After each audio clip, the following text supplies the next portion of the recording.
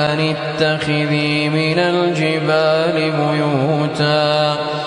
اتخذي من الجبال بيوتا ومن الشجر ومما يعرشون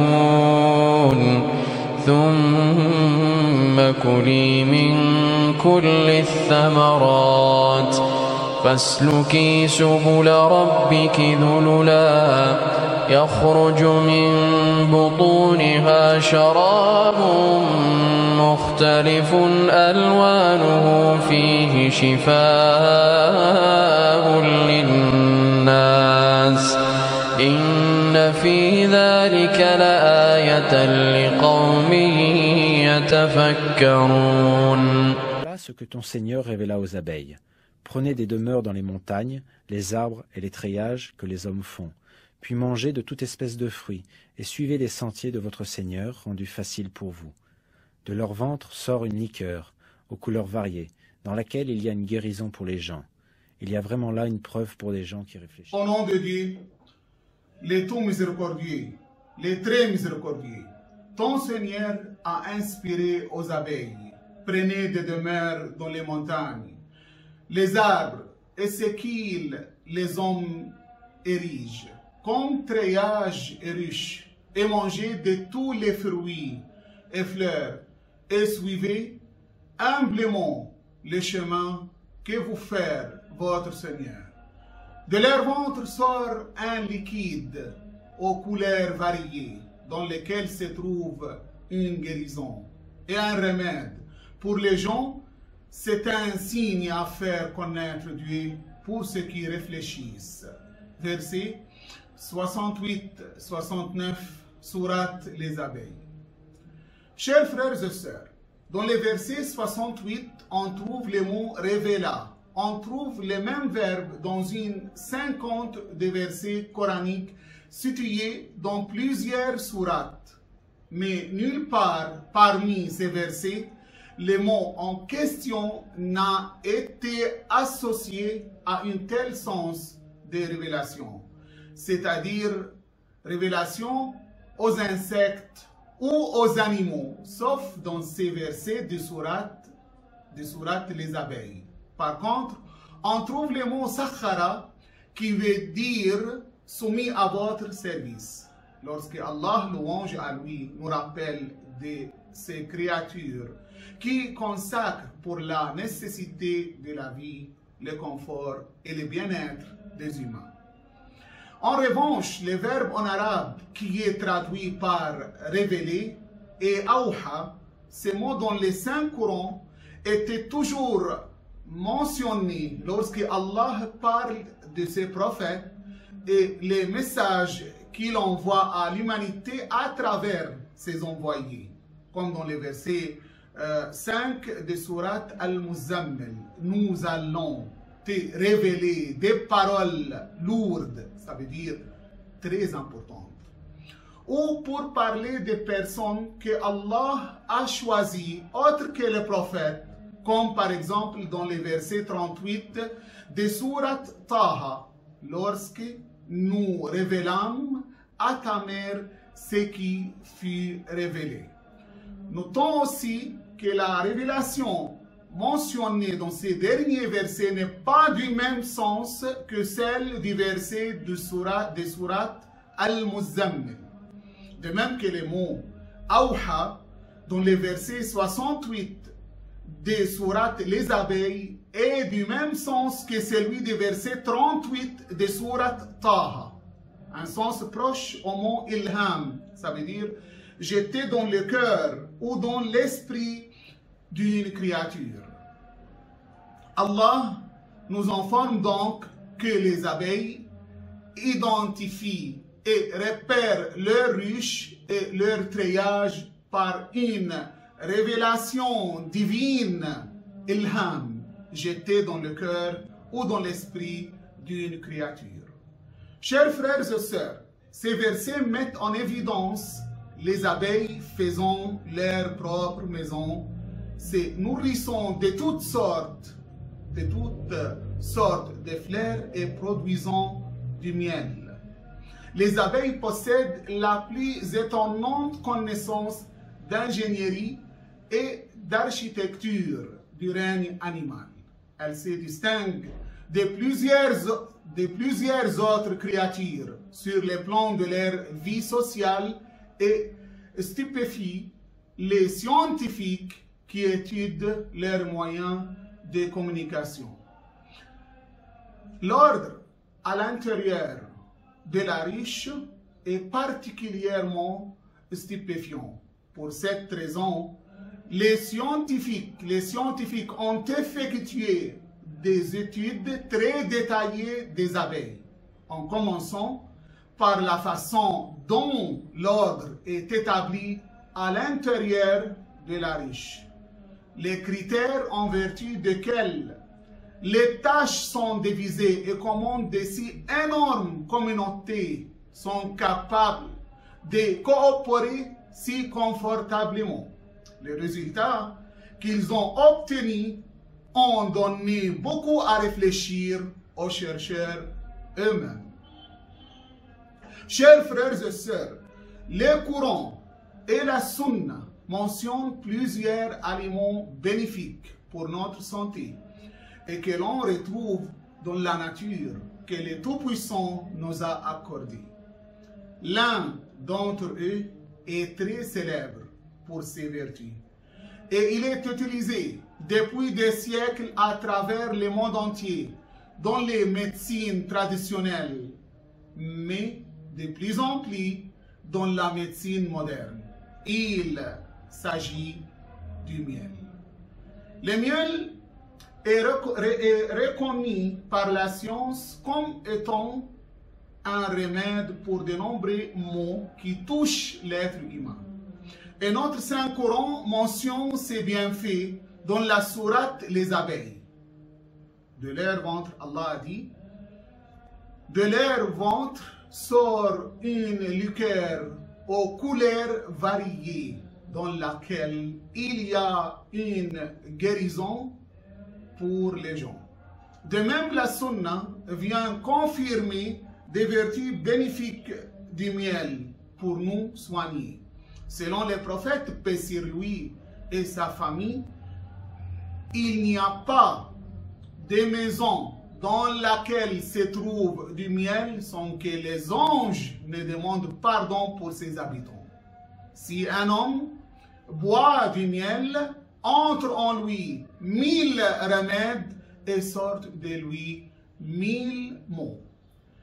Le miel est un produit naturel qui contient près de 180 substances différentes. Cette composition riche lui confère de nombreuses propriétés intéressantes dans les processus de cicatrisation. Chers frères et sœurs, je vous mentionne quelques vertus thérapeutiques du miel. Premièrement, le miel contre la toux.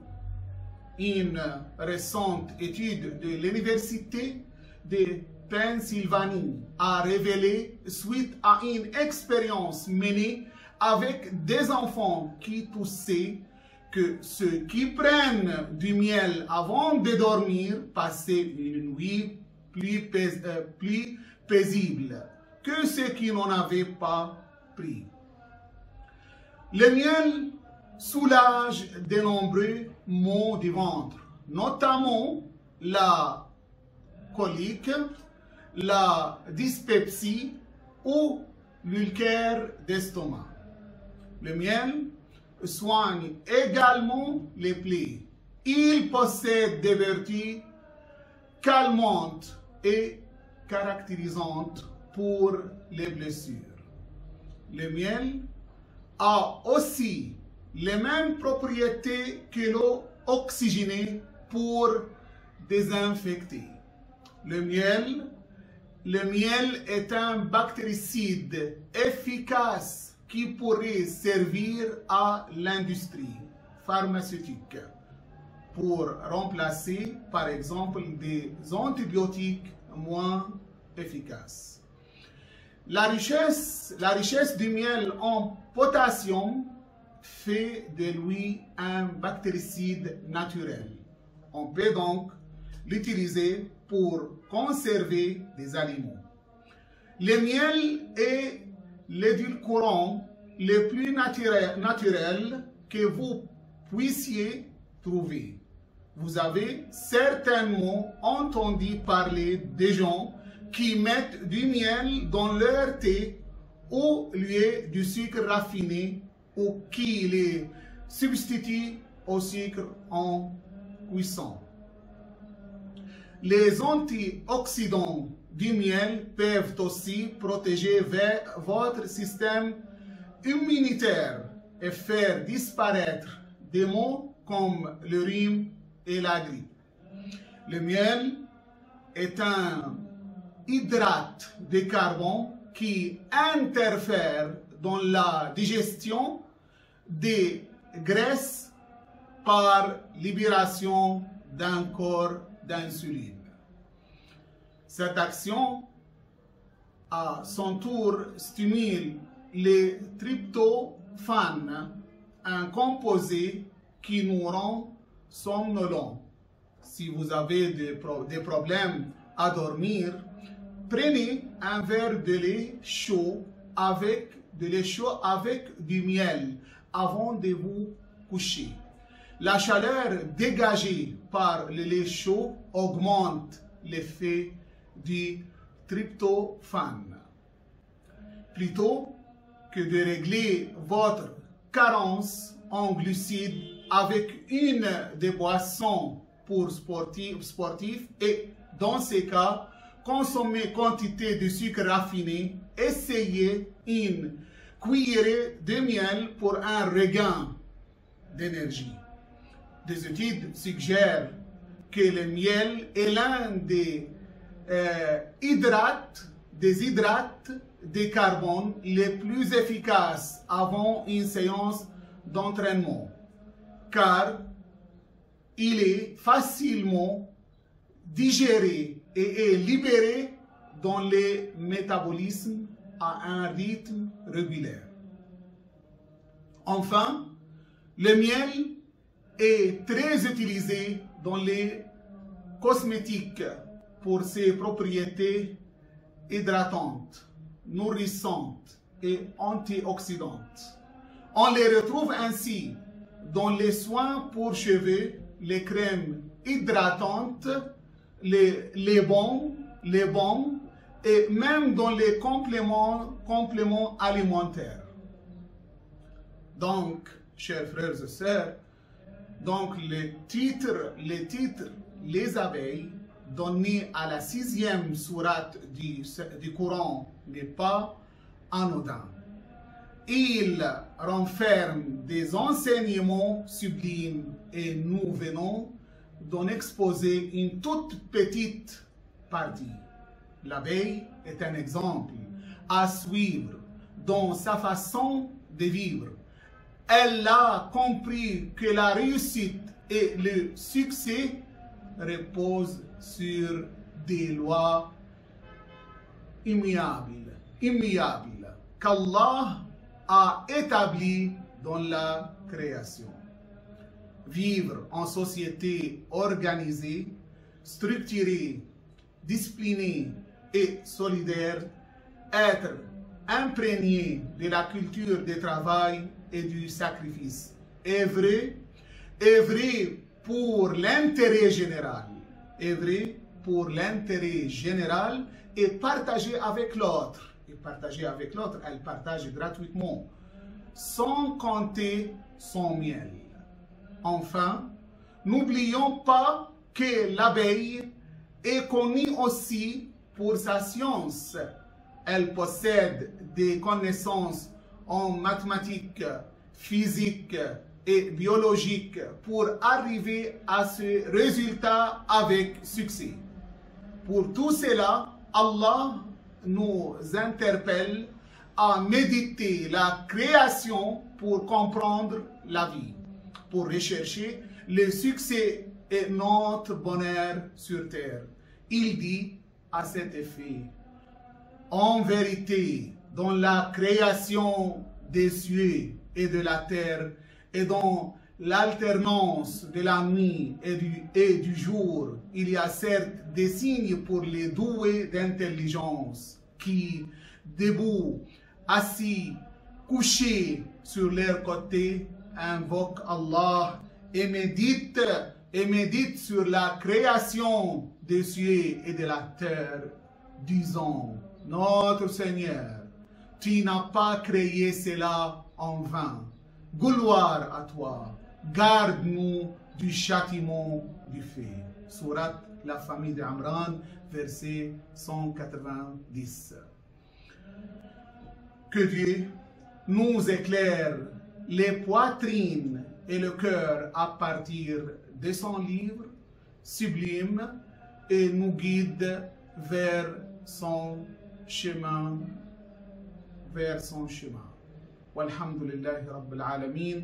Wassalamu alaikum wa rahmatullahi wa barakatuh.